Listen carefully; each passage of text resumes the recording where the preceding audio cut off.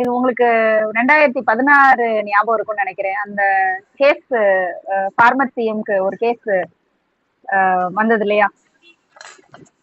ஒரு தீர்ப்பு வந்தது இல்லையா? 18 வருஷம் கழிச்சு ஒரு தீர்ப்பு வந்தது இல்லையா? அந்த தீர்ப்பு வர்றப்ப நாங்கெல்லாம் ப்ரே பண்றோம். அதாவது நாங்கன்னா இங்க இருக்கிற நிறைய பேர் ப்ரே பண்றோம். ஏன்னா தீர்ப்பு வந்து அவங்களுக்கு அகேன்ஸ்டா வந்துடக்கூடாது அப்படிங்கிற மாதிரி ப்ரே பண்றோம். பயங்கரமான பிரேயர் நடக்குது. நாங்களும் ரொம்ப எதிர்பார்த்துட்டு இருக்கோம். தீர்ப்பு வந்து கொஞ்சம் தப்பா அவர் கணக்க சரி பண்ணாம எழுதிட்டாரு இல்லையா? உடனே நாங்கெல்லாம் சந்தோஷப்படுறோம், ஃபயர் விடுறோம். ஏனோ கடவுள் காப்பாத்திட்டாரு அப்படிங்கிற மாதிரி எல்லாம் இருக்கும். என்னவோ அதை நியாயப்படுத்திக்கிறோம். அப்பெல்லாம் ஒரு டைம் இருந்துச்சு. அதே இது அடுத்து சீக்கிரமாவே, ரொம்ப சீக்கிரமாவே அவங்க இறந்ததுக்கு அப்புறம் அதே கேஸ்ல கன்விக்டட் அப்படின்னு சொல்லிட்டு வரணும்னு ப்ரே பண்றோம் அடுத்த டைம். நாங்க அப்ப ஏன் அடுத்த டைம் அப்படி ப்ரே பண்ணோம் அப்படின்னா, எங்களுக்கு அந்த டைம்ல ரொம்ப அதிகமா பாதிச்ச விஷயம் என்னன்னா, மக்களாட்சிக்கு எதிராக நடக்கிற மாதிரி வந்து ஒரு ஒரு விஷயம் நடந்தது இல்லையா கூவத்தூர்ல. அதுதான் எங்களை பெருசா பாதிச்சது. இங்க பேசு பொருளானது அடிக்கடி என்னோட சைடுல, எங்க வீட்டுல, என்னை சுத்தி இருக்கிற நண்பர்கள் எல்லாம் அதை தான் அடிக்கடி பேசிக்கிட்டே இருந்தாங்க. கூவத்தூர்ல நடந்த விஷயங்களை அடிக்கடி பேசிக்கிட்டே இருந்தாங்க. அப்ப வந்து எங்களுக்கு அந்த விஷயம் ரொம்ப பெருசா பாதிச்சது.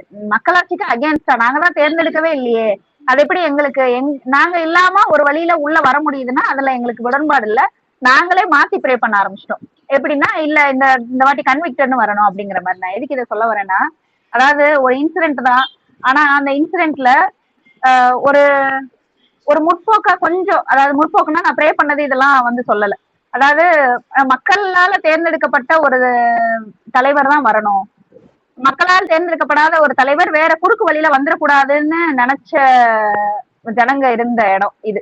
அதிகமா இங்க ஆர்எஸ்எஸ் இப்ப பரவிருச்சுனாலும் இருந்தாலும் அந்த கட்டத்திலயுமே இப்படி யோசிச்ச விஷயம், இப்படி யோசிச்ச ஆட்கள் இங்க இருக்காங்க. அப்புறம் டிஎம்கே ஜெயிச்சு வந்துச்சு, அது வேற விஷயம். இன்னும் நிறைய இடத்துல, அதாவது எப்பப்பெல்லாம் எங்களுக்கு வந்து கொஞ்சம் பிற்போக்கா யோசிக்கிறாங்களோ, எதெல்லாம் நாங்க நார்மலைஸ் பண்ண மாட்டோம், ஜென்ரலா நார்மலைஸ் பண்ண மாட்டோம் அப்படின்னா பீப்புள் இந்த இடத்துல நான் என்னோட சுத்தி இருக்கிற சர்க்கிள சொல்றேன், நார்மலைஸ் பண்ண மாட்டாங்கன்னா இந்த பெண்கள் விஷயத்துல எவ்வளவு பெரிய எக்ஸ்கியூஸ் சொன்னாலும் நாங்க நார்மலைஸ் பண்ண மாட்டோம்.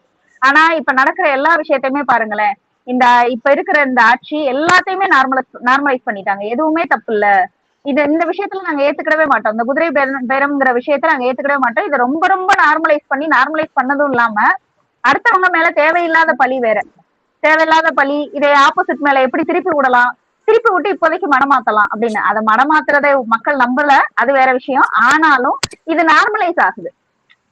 குதிரை பேரங்கிறது நார்மலைஸ் ஆயிடுச்சு. இப்ப சின்ன பிள்ளைங்களுக்கு நிறைய பிரச்சனைகள் வருதுங்கிறது நார்மலைஸ் ஆயிடுச்சு. ஸ்கூலுக்குள்ள கேவலமா நடந்துகிட்டா எங்களுக்கு அது ஒரு பெரிய பேசுபொருள் ஆகும். ஆனா ஸ்கூலுக்குள்ள நடந்துகிட்ட விஷயமும் இப்ப நார்மலைஸ் ஆயிடுச்சு. அதை விட ஆணவ படுகொலையும் நார்மலைஸ் ஆயிடுச்சு. ரொம்ப ரொம்ப ரொம்ப நார்மலைஸ் ஆயிடுச்சு. அதாவது இதெல்லாம் ஆணவ படுகொலைங்கிற கேட்டகரியிலே வராது அப்படிங்கிற மாதிரி நார்மலைஸ் ஆயிடுச்சு. இந்த ஆட்சியில இங்க வந்ததுக்கு அப்புறம் இங்க நடந்த எல்லா விஷயமுமே ரொம்ப, அதாவது சொல்ல இதெல்லாம் நான் ஏத்துக்கிடவே முடியாதுன்னு இருந்த மக்கள் இப்ப 50 வருஷம் பின்னாடி போன மாதிரி எனக்கு தெரியுது. இவங்கெல்லாம் இப்ப மக்களை வந்து நார்மலைஸ் பண்ண வச்சுட்டாங்களா? ஏன்னா மக்கள் இப்படி இருந்த பார்த்தது இல்ல நானு. கண்டிப்பா இதுல ஏதாவது ஒரு விஷயத்துக்கு, கண்டிப்பா இதுல ஏதாவது ஒரு விஷயத்துக்கு, எல்லா விஷயத்துக்குமே ரொம்பவே ரியாக்ட் பண்ணுவாங்க. ஆனா இப்ப இருக்கிற காலகட்டத்துல பார்க்கும்போது இவ்வளவு நார்மலைஸ் பண்ணி வச்சிருக்காங்க, மக்களை கெடுத்து வச்சிருக்காங்க, ஒரு 50 வருஷத்துக்கு பின்னாடி போயிருக்கோம் அப்படிங்கிற மாதிரி தோணுது தோழர். நீங்க என்ன நினைக்கிறீங்க தோழர்? கண்டிப்பா ஆணவ கொலைகளை வந்து அவங்க வந்து நார்மலைஸ் பண்றதுக்காக யூஸ் பண்ண வார்த்தைகள், அதாவது மீடியா ஆணவ கொலைகளை எடுத்து பேச வேண்டிய மீடியாவே வந்து காதல் விவகார கொலை, அக்கா தம்பி பிரச்சனை கொலை அப்படின்ற மாதிரிலாம் ஒரு பேர் வச்சு வித்தியாசமான பேர்கள்லாம் வச்சு ஆணவ கொலைன்ற ஒரு விஷயத்தை நீர்த்து போக செய்யற அளவுக்கு பண்ணிக்கிட்டு இருக்காங்க. இப்ப இன்ன வரைக்குமே வந்து நேற்று மயிலாடுதுறை விஷயத்த வந்து ஆணவ கொலைன்னு பத்திரிகைகள் வந்து துணிஞ்சு எழுத தயங்கிக்கிட்டு இருக்கு. களத்துல போராட்டம் பண்ணிக்கிட்டு இருக்கிறவங்க மட்டும்தான் அதை வந்து ஆணவ கொலைன்னு அழுத்திக்கிட்டே இருக்கிறாங்களே தவிர பத்திரிகைகள்லாம் எழுதுறதுக்கு தயாராகவே இல்லை. அதே மாதிரி இப்ப பார்த்தா சட்டம் ஒழுங்கு வந்து இந்த ஆணவ கொலைகளை மென்ஷன் பண்ணி அவ்வளவு எல்லாருமே சட்டம் ஒழுங்குல இருக்க பிரச்சனை கூட பேசிக்கிட்டே இருக்கிறோம். இன்னைக்கு கூட பாத்தீங்கன்னா நெல்லையில வந்து ஒரு தந்தையும் குழந்தையும் வந்து கொடூரமா கொலை பண்ணிருக்காங்க. கார்ல வந்து இடிச்சு பைக்ல வந்து வந்தவங்கள தலையை துண்டிச்சு ரோட்ல வச்சுட்டு போயிருக்காங்க, அந்த தந்தையோட தலைய. இதெல்லாம் வந்து எவ்வளவு கொடூரமான ஒரு விஷயம். இதெல்லாம் வந்து என்னமோ ஜஸ்ட் லைக் தட் அப்படி தட்டிட்டு போறோம், அப்படி ஒரு நியூஸ் நடந்திருக்கு அப்படின்னு போற அளவுக்கு மீடியா வந்து எடுத்துக்கிட்டு இருக்குது. இப்ப இதெல்லாம் வந்து ஒரு ஒரு அப்பாவும் பையனையும் கொண்டிருக்கு, சின்ன ஒரு 5 வயசு பையனை கொண்டிருக்கு, வெட்டி கொண்டிருக்கு அளவுக்கு கொடூரம் நடந்திருக்கு. அதையே வந்து ஒரு ஜஸ்ட் லைக் தட் அப்படியே சரி ஒரு கொலை நடந்திருக்கு போலப்பா அப்படின்ற மாதிரி மீடியாக்கள் பேசுது. மீடியாக்கள் தான் எடுத்து பேசணும், மீடியாக்கள் பேச மாட்டேங்குது. சரி அவ்வளவு ஏன் நம்ம இந்தியா டுடே ரிப்போர்ட்டர் வந்து அக்ஷிதா நந்தகோபால் இருக்காங்கல்ல, அவங்க வந்து ஒரு ஆர்டிக்கலை கோட் பண்ணி போட்டாங்க. என்னன்னா பயங்கரமா போட்டாங்க. I repeat the biggest achievement of Vijay government so far has been the crackdown on corruption அப்படின்னாங்க. ஆனா இன்னைக்கு பாத்தீங்கன்னா அரசு வழக்கறிஞர்களை நியமிக்க 5 to 30 லட்சம் ரூபாய் லஞ்சம் கேட்கிறாங்க அப்படின்னு தாவேகா வழக்கறிஞர் ஞான சௌந்தரி வந்து சென்னை ஹைகோர்ட்ல மனு தாக்கல் பண்ணியிருக்காரு. இத வந்து மீடியா வந்து எடுத்து பேசுறாங்களா? எவ்வளவு பெரிய கொடூரம் அது. சரி இப்ப மத்த வழக்கறிஞர் பேசினாங்க, மத்த கட்சி வழக்கறிஞர்னா கூட பரவாயில்ல, போய் புகார் சொல்றாங்க அப்படின்னா, சொந்த கட்சியில இருக்கிற வழக்கறிஞர்களே வந்து இப்ப வந்து மனு தாக்கல் பண்ணியிருக்காப்புல. அதுலயும் அவங்க வந்து தாவேகா பொதுச் செயலாளர் புஷி ஆனந்த் உள்ளிட்டோர் தான் வந்து அரசு வழக்கறிஞர் நியமனத்துல வந்து முறைகேடு செய்யறதா வழக்கு தொடர்ந்திருக்காங்க. இதையே வந்து மீடியா வந்து எடுத்து பேசுறதுக்கு தயாரா இல்ல. ஒரு நியூஸா, அதாவது இவ்வளவு அப்பட்டமா கோர்ட் வரைக்கும் வந்த விஷயத்தையே அவங்க வந்து எடுத்து பேச மாட்டேங்கிறாங்க. இவங்களை என்ன செய்யலாம்?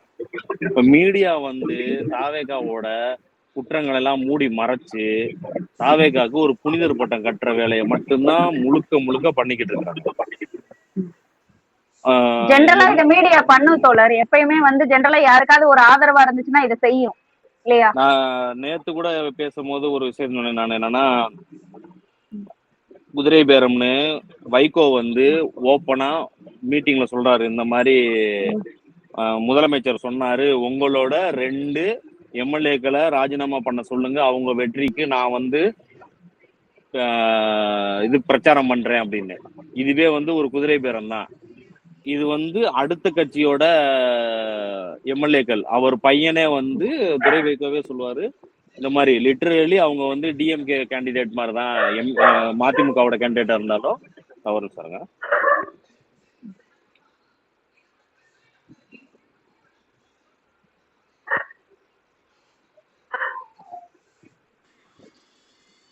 பேசு.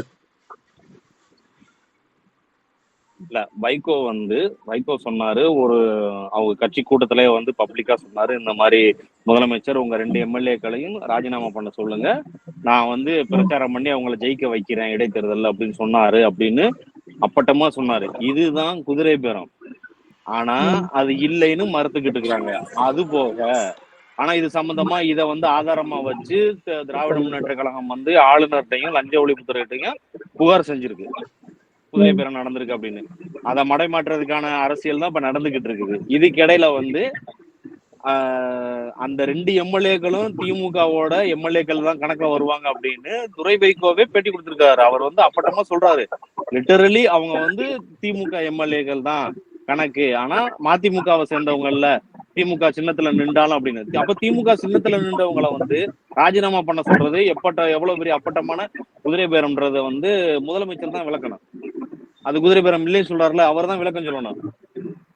அது இதெல்லாம் வந்து இதெல்லாம் மூடி மறைக்கிறதுக்கு தான் என்ன செய்யறாங்கன்னா, இது போக இன்னொன்னுன்னா, நாங்க சுத்தமானவங்க, தப்பு செய்ய மாட்டோம், விட மாட்டோம், தொட்டா விட மாட்டோம் அப்படின்லாம் டயலாக் பேசிட்டு இன்னைக்கு சி விஜயபாஸ்கரையும் எம்ஆர் விஜயபாஸ்கரையும் கட்சியில சேர்த்திருக்காப்ல. எம்ஆர் விஜயபாஸ்கர்லாம் 15 பக்கத்துக்கு அபிடவிட்ல வந்து அவரோட குற்ற வழக்குகளை வந்து பதிவு செஞ்சவர். அதுல பாதி ஊழல் வழக்குகள் தான். சி விஜயபாஸ்கர் சொல்லவே தேவையில்லை. அவர் மேல என்ன குற்றச்சாட்டு இருக்குன்றது ஊருக்கே தெரியும். குட்கா வழக்குல இருந்து என்ன சொல்றது, ஆர்கே நகர் தேர்தல்ல வந்து பணம் கொடுத்த வழக்குல இருந்து எல்லா ஊழல் வழக்குகளுக்கும் சூத்திரதாரி அவர் தான். அவரையே இன்னைக்கு கட்சியில சேர்த்துக்கிட்டு நாங்க ஊழலை ஒழிக்க வந்திருக்கோம்னு அப்பட்டமா மாறுதட்டிக்கிட்டு இருக்காரு நம்ம முதலமைச்சர். இதெல்லாம் வந்து எங்க போய் சொல்லி அழுகுறதுன்னு கூட தெரியல. ஒரு நேஷனல் மீடியால பாத்தீங்களா, அதுல வாஷிங் மிஷின் வந்து தமிழ்நாட்டுல இப்ப புது வாஷிங் மிஷின் இருக்கு அப்படின்னு நேஷனல் ஊடகத்திலேயே சொன்னாங்க. புது வாஷிங் மிஷின் இருக்கு, அதுல போட்டா அதுல வந்தா எல்லாருமே அது வழியா வர்றப்ப எல்லாருமே பியூர் ஆயிடுவாங்க அப்படின்னு. ஆமா கண்டிப்பா.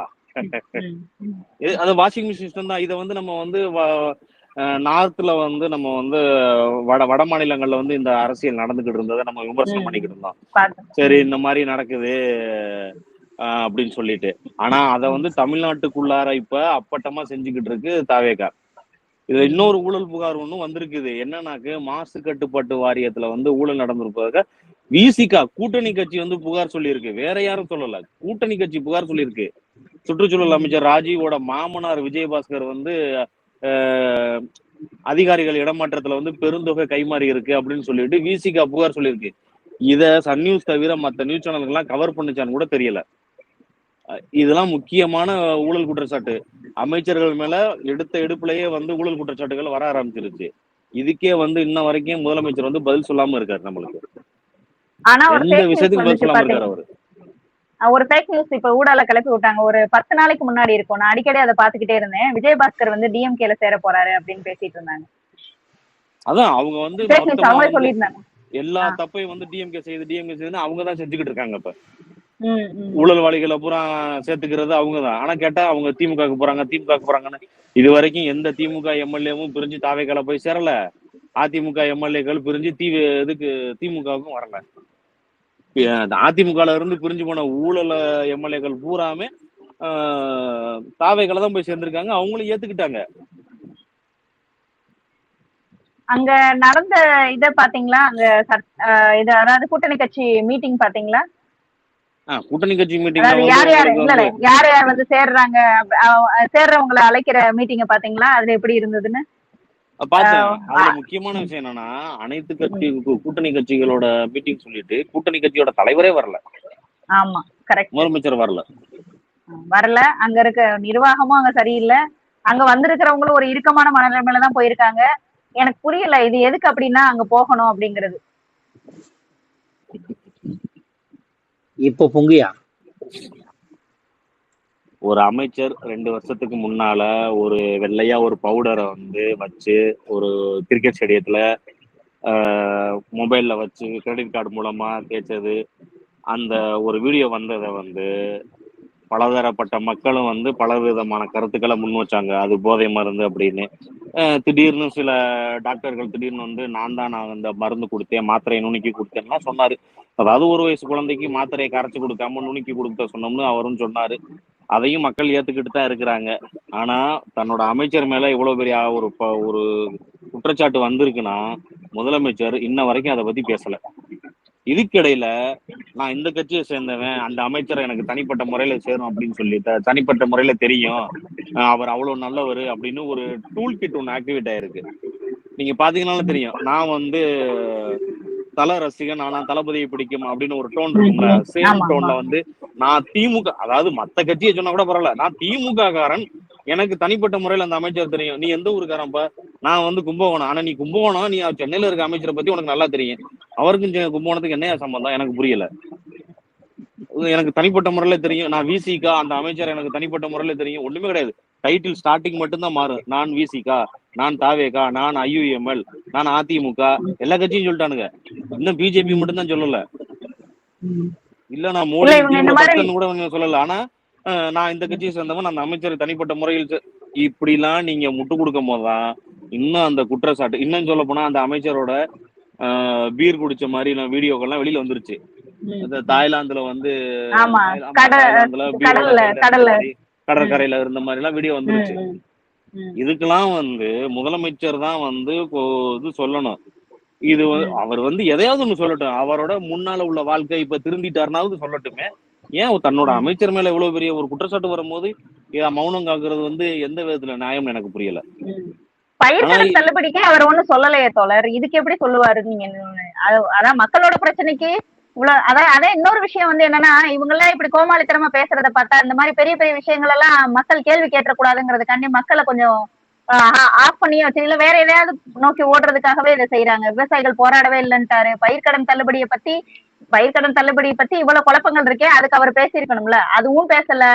அவரோட கட்சியில இருக்கிறவங்களுக்கு அவர் தான் ஒரு ஆப்போனண்டா ஒரு சாயம் பூசிக்கிறாரு. ஆனா ஆக்சுவலா அந்த வீடியோல பாத்தீங்கன்னா அவங்க கூட இருந்தது யாருன்னே தெரியல. ஆனா குழந்தை கீ கொடுத்தேன்னு அவர் சொல்றாரு. அப்பட்டமா எல்லாமே தெரியுது. டிஎம்கே மட்டும் இல்ல, பொதுமக்களே நிறைய பேர் அன்னைக்கு அரெஸ்ட் ஆயிருக்காங்க போராடி. ஆனா அதுக்கும் வாய திறக்கல. இந்த பயிர்க்கடன் தள்ளுபடி பத்தி வாய திறக்கல, வாக்குறுதியில நிறைய விஷயங்களை தொடவே இல்லை, நிறைய விஷயங்கள் இல்ல, எதையுமே தொடல. ஆனா அதை கேட்கவே முடியல. ஏன்னா இப்போதைக்கு ஆட்சியை காப்பாத்தணுங்கிறது ஒண்ணு, இன்னொன்னு மக்கள் அதை கேட்க விடாம பாத்துக்கிடணுங்கிறதுக்கு ஒரு கோமாளித்தனத்தை எப்பயுமே கரெக்டாவே பண்ணிக்கிட்டு இருக்காங்க.